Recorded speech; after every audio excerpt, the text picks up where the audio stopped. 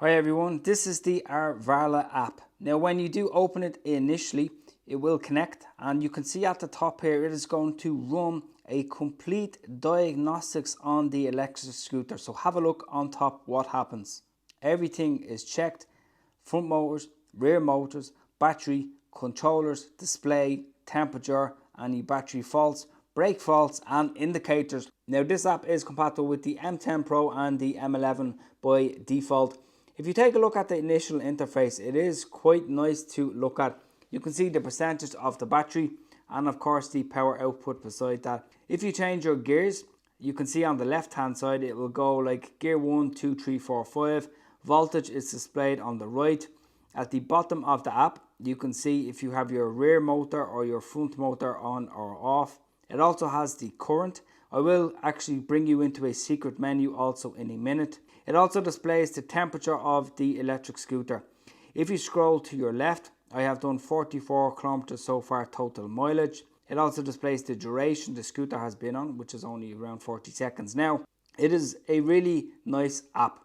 But what else does it have to offer? Okay, well, let's talk about the settings.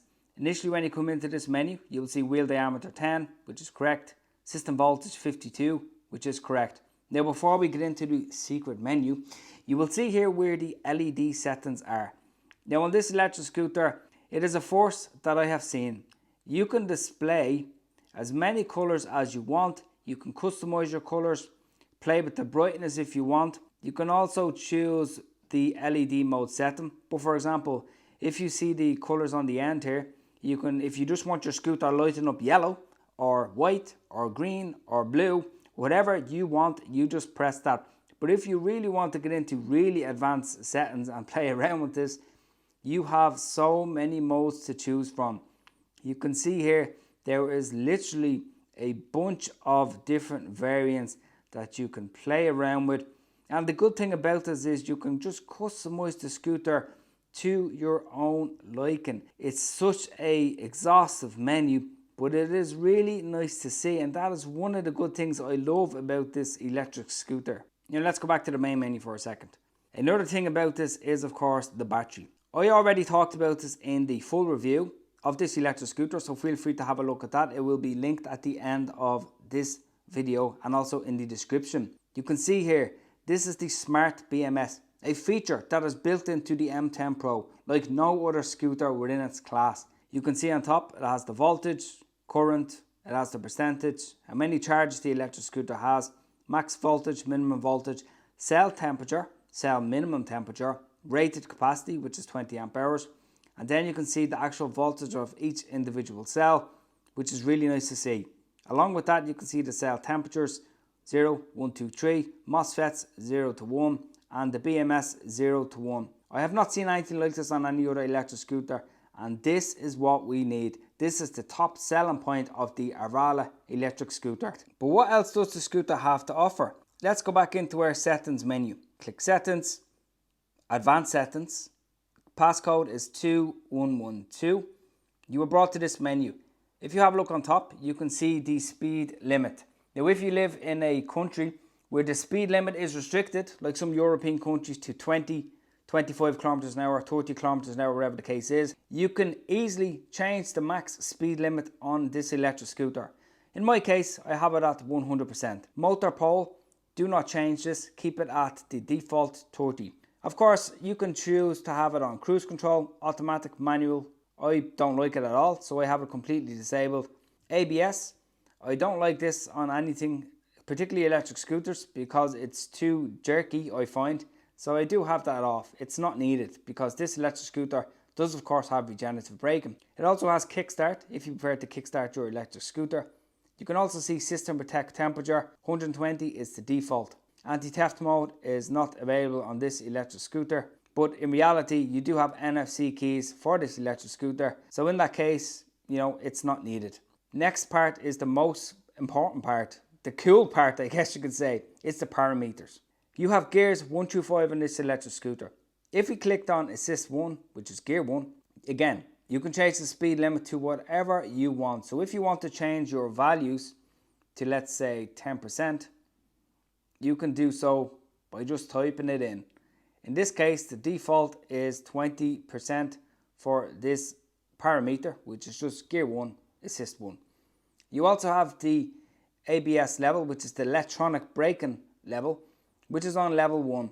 Again, you can play around with this. It's not a feature that I've ever really liked on electric scooters, and I'm going to tell you why in a few minutes. You also have front start level and the rear start level. This is for the front motor and rear motor. If you want your acceleration really harsh, you can stick this on level 5. I think though, in all matters, level 1 and 2 are probably the best acceleration you can have, so you're not wheel spinning off the line.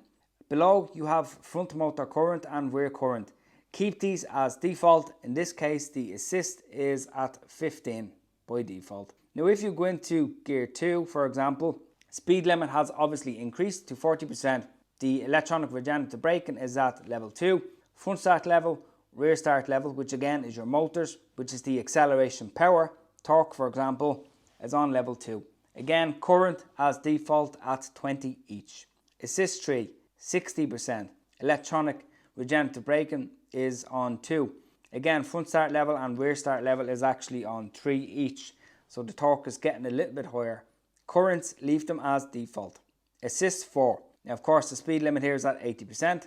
ABS braking, I have it at 2 because I'm not a fan of it. I haven't had anything higher. And the reason for this is because I had a scooter in the past where the regenerative braking, in my view, actually caused the controllers to completely burn out on that electric scooter. So it's not something I've ever liked. I would keep it as low as possible.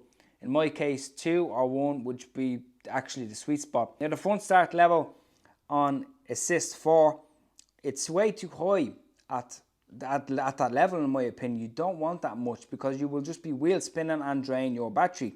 I will be doing, of course, a range test on the M10 Pro. So the reason why I'm going to change this level right now to, let's say, level 2, rear motor, level 2 acceleration, and current as default.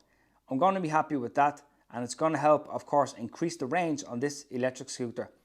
If we just go back to assist 3 for a second, again, what's the point in having that on level 3? So I'm just going to stick it on level 2.